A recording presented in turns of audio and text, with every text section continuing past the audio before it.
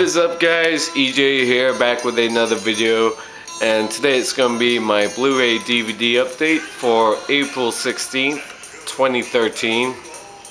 So I've got 5 new movies to show you, all on Blu-ray, all from last year, and these are all some of my favorite films of the year. 4 of them are in my top 10, and all 5 are in my top 20. But before I get started, on my last video, Ian Forkaball was struggling to read what shirt I was wearing, so I'm going to show you my shirt today. It's my Keep on Tolkien Gandalf shirt, very appropriate for this update as well. So hopefully you were able to see that, Ian. So let's get started. Up first, we have Django Unchained, of course, directed by Quentin Tarantino. Starring Jamie Foxx, Christoph Waltz, Leo DiCaprio, Kerry Washington, and Samuel L. Jackson. Loads of fun, of course. His sort of pulp western, if you like, sort of spaghetti western influences. The first half was brilliant, I thought, as Christoph Waltz sort of stole the show as a guy, a bounty hunter who buys Jamie Foxx's character from slavery and turns him into a bounty hunter in exchange for helping him find one of his bounties. The cast is great, the dialogue is amazing, the look of the film, the sudden bits of violence were really good. The second half, of course, it sort of turns into a different film with the introduction of Leo DiCaprio's character and the search for Jamie Foxx's wife, who's a slave on Leo's plantation. I love the middle scene with the KKK, with appearances by like Jonah Hill. That scene was probably my favorite of the film. Very much like Inglourious Basterds, a lot of comparisons to that film. I didn't think it's Tarantino's best. I put it sort of at the bottom level of all his great films.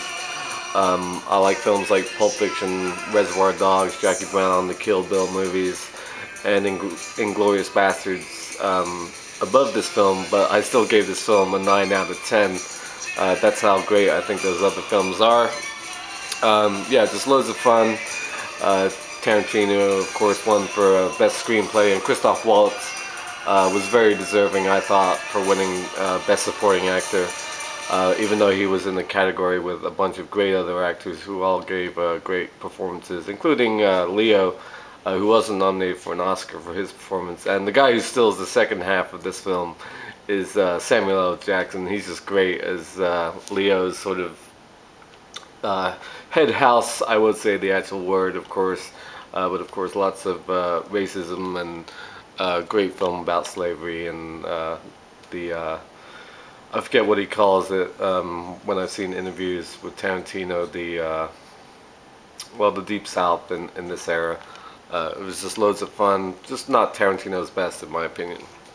Okay, up next, like I said, it goes with the shirt, and that is The Hobbit, An Unexpected Journey.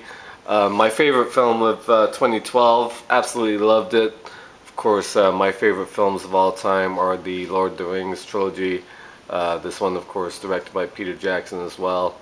Just brilliant, I thought. Martin Freeman, great as Bilbo Baggins. The return of Ian McKellen as Gandalf the Grey. I love Gandalf the Grey. I like Gandalf the White, of course, in the Lord of the Rings films, but there's something more grandfatherly about Gandalf the Grey's character. Richard Armitage, great as Thorin Oakenshield.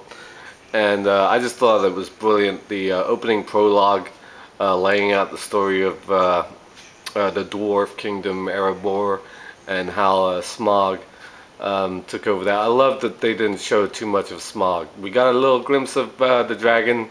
I can't wait for the next 2 installments when we see Smaug in all his magnificence. I can't wait for the Battle of the Five Armies. I love The Hobbit. It's a great book. It's actually one I've read along with all the Lord of the Rings books. And I gotta say, I was kind of shocked at sort of the backlash this film got. Very unfair comparisons to sort of the Star Wars prequel trilogy. I mean, to the Phantom Menace, you've got to be kidding me.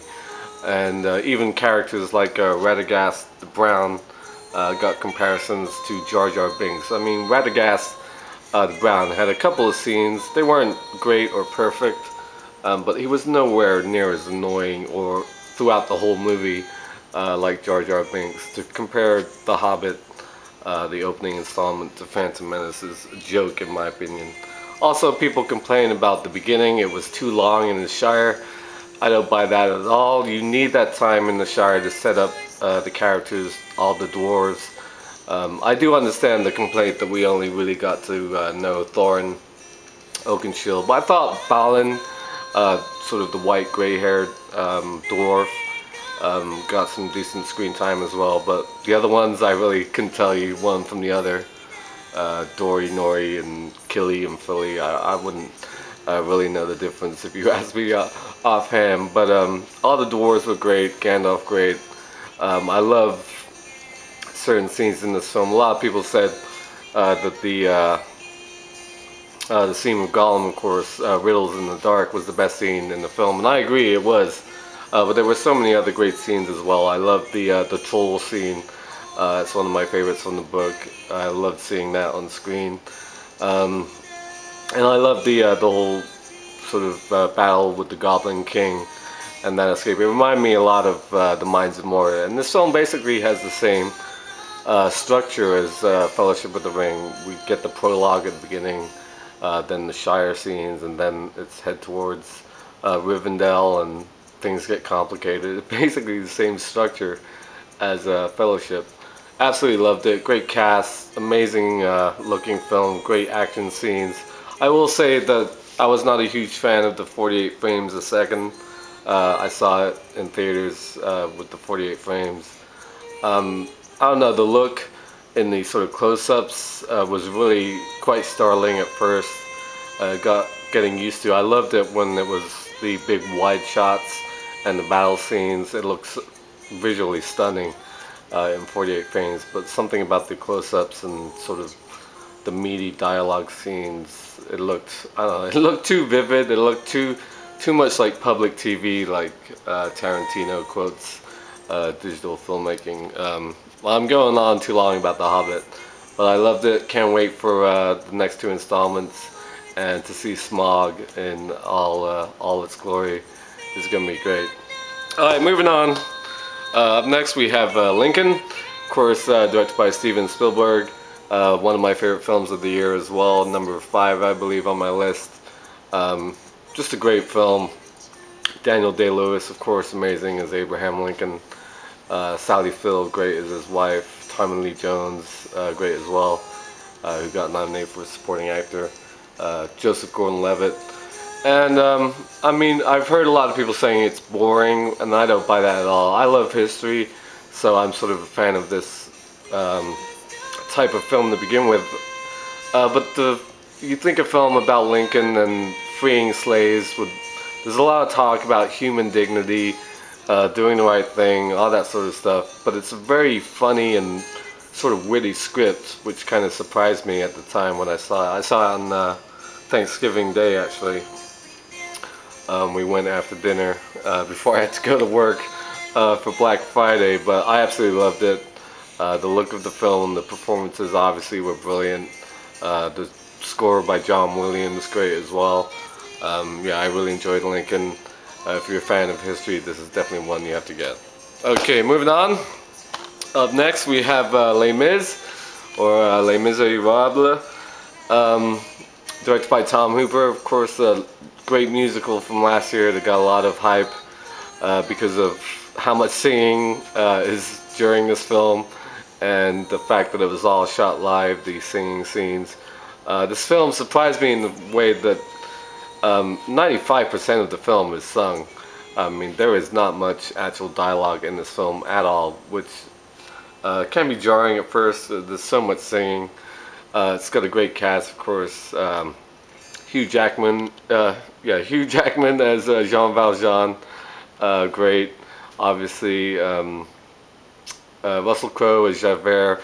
I know a lot of people sort of dissed on his singing, but I thought he had a great presence as Javert. Really good. Anne Hathaway, of course, amazing as Fantine, and her edition of I Dreamed a Dream was stunning. Won her the Oscar, of course. I'm a big fan of Amanda Seyfried. She's the one who can really sing in this cast, and obviously the other girl, the dark-haired girl, who's actually from a musical background, but Amanda Seyfried has obviously shown her chops in films like Mamma Mia before. Yeah, really good. Eddie Redmayne, great as well. Just a stunning classic. I'm more of a fan of the music of Les Mis than I am the actual songs, but I do enjoy the Master of the House, Sacha Baron Cohen and Helena Bonham Carter. Very fun in that scene. But yeah, I like the music more than I like most of the songs, except obviously I Dreamed a Dream. Really good, very good musical.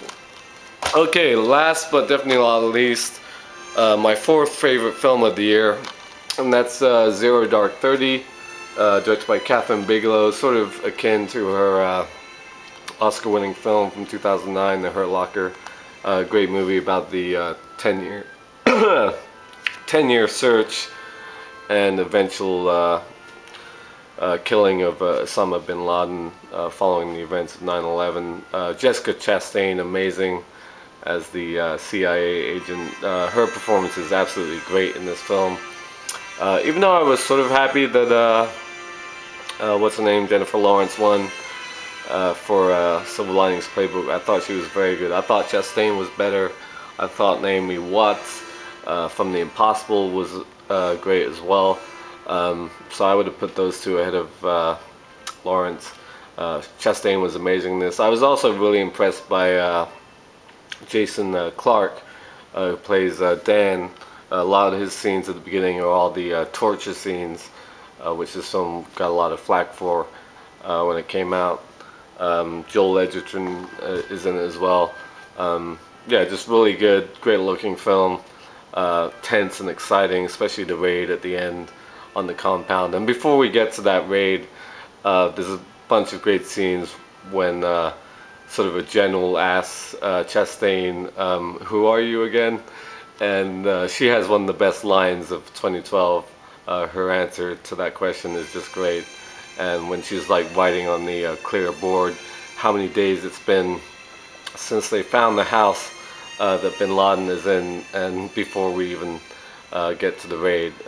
Yeah, just really tense and exciting. Much like Argo. Argo I put ahead of it in my top 10 list because I felt more emotionally involved with that film, but this was just as good. So those are the 5 films, all great movies from 2012.